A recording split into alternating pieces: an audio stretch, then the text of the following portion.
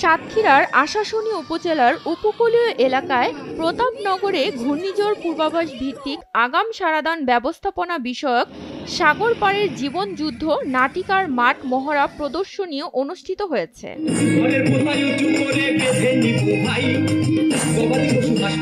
উপকূলীয় এলাকায় সব সময় প্রাকৃতিক দুর্যোগ লেগেই থাকে, মানুষ প্রচুর ক্ষতিগ্রস্ত হয়। প্রাকৃতিক দুর্যোগ আসার আগে কিভাবে প্রস্তুত থাকতে হয় এবং দুর্যোগের সময় কি করণীয় সে বিষয়ে হাতে কলমে শেখানো হয়েছে স্থানীয়দের।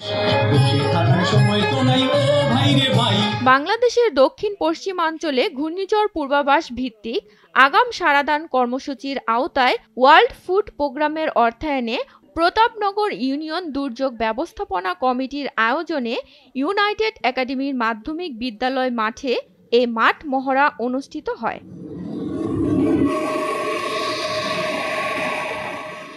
সাগর পাড়ের জীবন যুদ্ধ দেখতে হাজারো দর্শক উপস্থিত হয়। তিন দিক থেকে নদী আমাদের, একদিকে কপোতাক্ষ, একদিকে খোলপেটুয়া নদী।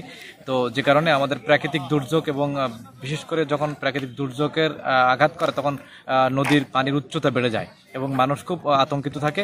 তো সেই জায়গা থেকে যখন প্রাকৃতিক দুর্যোগ আসছে, আজকের এই মাঠ মহড়ার মধ্য দিয়ে আমরা জানতে পেরেছি যে প্রাকৃতিক দুর্যোগ আসলে প্রথমত আমাদের কি করতে হবে, কোথায় আশ্রয় যেতে হবে এবং যখন দুর্যোগ আসবে তখন সিপিপির মাধ্যমে যে কয়টা পতাকা উত্তোলন হবে, 1 নম্বর সংকেতে কি ধরনের আমাদের ব্যবস্থা নিতে হবে, 2 নম্বর থেকে 3 নম্বর, একটানা 10 নম্বর যখন মহাবিপদ সংকেত আসবে তখন আমাদের কি করণীয় এবং আমাদের নিরাপদ আশ্রয় যাওয়ার জন্য যে ধরনের কর্মকাণ্ড করা দরকার। আজকের মাঠ মহড়া থেকে বিশেষ করে এই উত্তরণ এবং ডব্লিউএফপির সহযোগিতায় যে মাঠ মহড়া দেখলাম, সাগর পাড়ের জীবন যুদ্ধের এই মাঠ মহড়ায় আমাদের এলাকার প্রায় 1000 ঊর্ধ্বে মানুষ এখানে সমবেত হলো এবং তারা এই শিক্ষাটি নিল যে আসলে কখন কোন পর্যায়ে আমাদেরকে দুর্যোগ মোকাবেলা করতে হবে। যেখানে আসলে মানুষ প্রতিটা মুহূর্তে বিভিন্ন ধরনের দুর্যোগের সাথে মোকাবেলা করে তাদেরকে বাঁচতে হয়। আইলা, সিডর এবং বিগত যে দুর্যোগটি হয়ে গেল রেমাল, যেখানে অনেক ক্ষয়ক্ষতি হয়েছে এবং যে ক্ষয়ক্ষতির দ্বারা মানুষের জীবন এবং তাদের সম্পদের অনেক ক্ষতি হয়েছে। কিন্তু আজকের যে মাঠ মহড়াটা আমরা দেখতে পেলাম অদিতির পরিবেশনায় এবং উত্তরণের বাস্তবায়নে, যেখানে মানুষকে সচেতন করা হয়েছে বিভিন্ন কার্যক্রমের মাধ্যমে যে তাকে আসলে দুর্যোগের পূর্বে কি করতে হবে, মধ্যবর্তীতে কি করা প্রয়োজন এবং পরবর্তীতে কি করা প্রয়োজন। দুর্যোগের পূর্বে আগে কি করণীয়, দুর্যোগ চলাকালীন করে কি করণীয় এবং দুর্যোগের পরে কি করণীয় সেই সম্পর্কে আমরা সচেতন হয়েছি। আমরা অন্যদেরকেও সচেতন করতে পারবো এবং আমার আশেপাশে প্রতিবেশী যারা আছে সবাইকেও সচেতন করব। আমাদের উদ্দেশ্য হচ্ছে যাতে এই এলাকার জনসাধারণ যাতে এই দুর্যোগ থেকে নিজেদেরকে রক্ষা করতে পারে, এটাই হচ্ছে আমাদের উদ্দেশ্য। এখানে বাস্তবায়ন করা হচ্ছে এই কারণে এই মহড়াটি।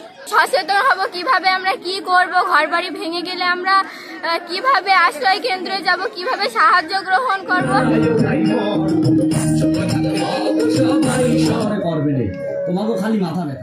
আজকের দুর্যোগকালীন আগাম মহড়া দেখে মানুষ খুবই উপকৃত হয়েছে জানান স্থানীয় জনপ্রতিনিধি।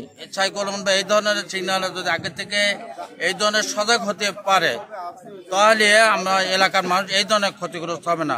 70 সালে খুদি কিয়ামত বলে ছিল, কিন্তু বর্তমানে সেইটা নাই। এখন মানুষ এই ধরনের যদি আরো আমার এলাকা হয়, আমার মনে হয় এই এলাকা 3.5 দিকে নদী, এই নদী ভাঙ্গন এলাকাটায় খুবই ভয়াবহ অবস্থা। এই জন্য আমি ধন্যবাদ জানাবো সরকারের এই বাস্তব যে ট্রেনটা হলো, বাস্তব যে অনুষ্ঠান হলো, আমি সবার পক্ষ থেকে ধন্যবাদ জানাচ্ছি।